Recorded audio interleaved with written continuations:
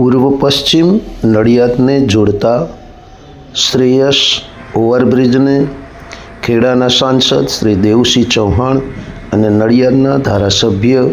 શ્રી પંકજભાઈ દેસાઈની મહેનત, રજૂઆત અને પુરુષાર્થથી નડિયાદ શ્રેયસ ગન્નારાને રેલવે ઓવરબ્રિજ બનાવવાની મંજૂરી કેન્દ્રીય રેલ મંત્રી લીલી ઝંડી આપી અને આ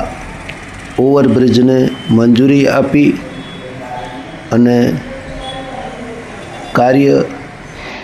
આરંભવાની શરૂઆત નડિયાદના ધારાસભ્ય શ્રી પંકજભાઈ દેસાઈ અને ખેડાના સાંસદ શ્રી દેવસિંહ ચૌહાણના સહિયારા પુરુષાર્થથી આ કાર્ય સફળ બન્યું હોવાથી નડિયાદના ગ્રામજનોમાં આનંદની લાગણી પ્રસરી જોવા મળે છે, જેનાથી